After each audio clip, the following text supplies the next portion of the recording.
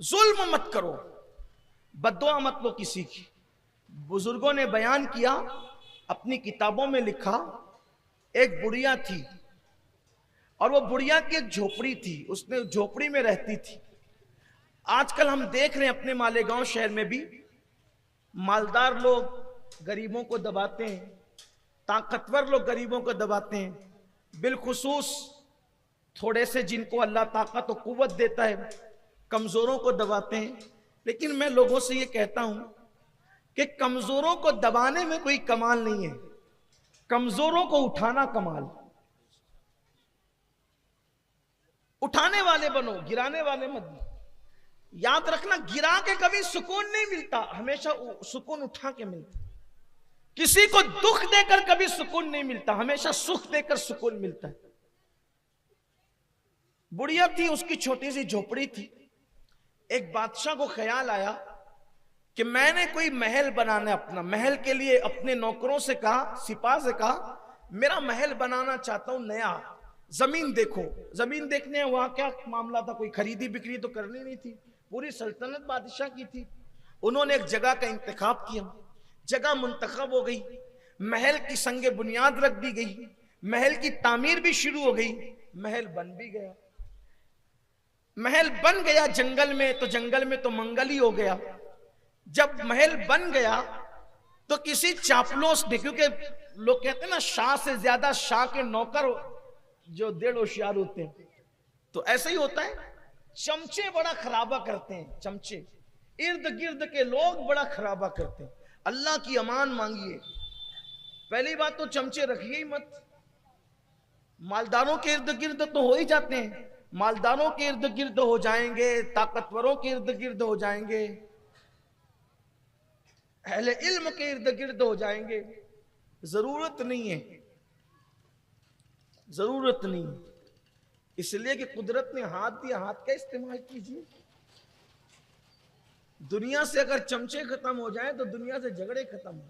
हाँ, चमचों से खाने वालों के मुंह जलते हैं, मुंह याद रखना। इसलिए कि हाथ से खाओगे ना तो हाथ बताएगा कि कितना गरम है कि नहीं गरम है, चमचा कभी नहीं बताएगा। चमचे ने तो बताना ही नहीं, कि उसका काम ही नहीं है। वो तो चमचा रहता कुछ है, बताता कुछ। चमचे की तारीफ ही है। इसलिए आप घर में हो तो भी चमचे मत पालो। कुछ सास लोग ऐसी होती है जो कुछ बहुओं को चम्मच बनाकर रखती है, उनकी भी जरूरत नहीं, हंसने की बात नहीं है। कुछ लीडरान ऐसे होते हैं जो लोगों को चमचे बना के रखते हैं, कुछ अहले इल्म ऐसे होते हैं जो कुछ लोगों को चमचे बना के रखते हैं। इनकी जरूरत नहीं है, समाज को जरूरत है। चमचा कभी नहीं बताएगा कि खाना गर्म है, आप मुंह में डालेंगे तो आपका मुंह जल ही जाना है। हाथ बताएगा। अब हाथ क्यों बताएगा? क्योंकि हाथ आपके जिस्म का एक हिस्सा है और उसको आपसे हमदर्दी है। चमचे को आपसे क्या हमदर्दी है? ना वो आपके जिस्म का हिस्सा है, ना वो आपके वजूद का हिस्सा है। वो तो बना किसी और फैक्ट्री में, आप बने कहीं और है। बहरहाल अब मैं चमचे पर ही बात करूं तो भी कुछ चमचों को भी बुरा लगेगा ना, तो छोड़ दीजिए, बात तवील ना हो। तो बादशाह के किसी चमचे ने कहा, बादशाह आपका महल तो बड़ा खूबसूरत है, लेकिन ये बाजू में ये बुढ़िया की झोपड़ी जरा अच्छी नहीं लगती, ये झोपड़ी अच्छी नहीं लगती। बादशाह ने कहा कोई बात नहीं। अब बादशाह के लिए क्या था झोपड़ी हटाना, बादशाह जो ठहरा। बादशाह ने कहा बुढ़िया को बुलाओ। बुढ़िया को बुलाया, कभी ये झोपड़ी की जो तुम्हारी जगह छोटी सी झोपड़ी है, इसको खाली कर दो, इसकी जगह जहां तुम चाहोगे हम तुम्हें जमीन दे देंगे, वहां झोपड़ी बना लेना। यहां मखमल में टाट का पेवन लग रही है आपकी झोपड़ी, हटाओ यहां से। बुढ़िया ने कहा बादशाह मेरी जिंदगी के जवानी से लेकर अब तक का वक्त मैंने गुजार दिया इस झोपड़ी में, मेरा दिल लगा है, मैं बूढ़ी हो गई हूं, बहुत दिन मैं जी नहीं सकती, मैं बहुत दिन नहीं रहूंगी, थोड़े दिन बर्दाश्त कर लो। अब मैंने खरीदा ये जगह, मैंने किसी जगह पे कब्जा नहीं किया है, मेरा हक है इस जमीन पे, इसलिए थोड़ा बर्दाश्त कर लीजिए, मैं मर जाऊंगी फिर सब आप ही का होगा, मैं ये जगह छोड़ के नहीं जाऊंगा। बादशाह ने कहा कोई बात नहीं, चलो जाओ ठीक है। अब वो तो चली गई। उसके चमचों ने फिर वर्गलाया कि ये अच्छी नहीं लगती, ये काम करो, ये बुढ़िया कर क्या लेगी। याद रखना, हर जुल्म करने वाला ये सोचता है कि ये कर क्या लेगा, वो कुछ नहीं करेगा, वो कमजोर है, वो कुछ नहीं करेगा, लेकिन उसका जो रब है वो बहुत ताकत वाला है, ये मत भूलना कभी।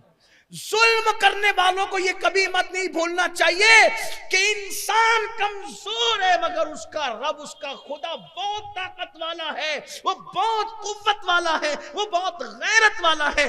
बुढ़िया के मुतालिक चमचों ने कहा वो कर क्या लेगी? बादशाह बहकाए में कहा तोड़ो उसकी झोपड़ी। उसकी झोपड़ी तोड़ दी। बुढ़िया भीख मांगने गई थी, जब वापस आई तो देखा कि झोपड़ी नहीं है।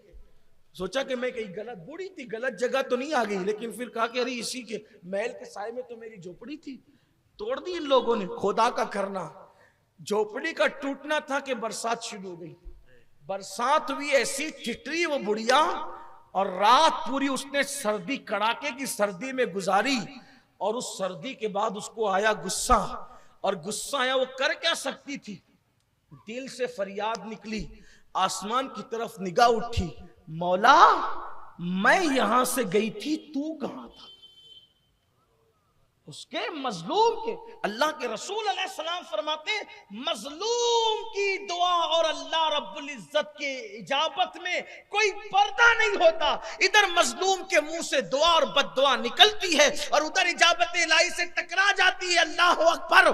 क्या हुआ? क्या हुआ? कि मैं नहीं थी, तू तो था, और मैं कमजोर हूं, मगर तू कमजोर नहीं है। मैं किसी इंसान से नहीं, बल्कि मैं तुझसे इंसाफ चाहती हूं। बस इतना कहना था, तुझसे इंसाफ चाहती हूं। एक जलजला आया और बादशाह समेत पूरा महल जमीन के अंदर था।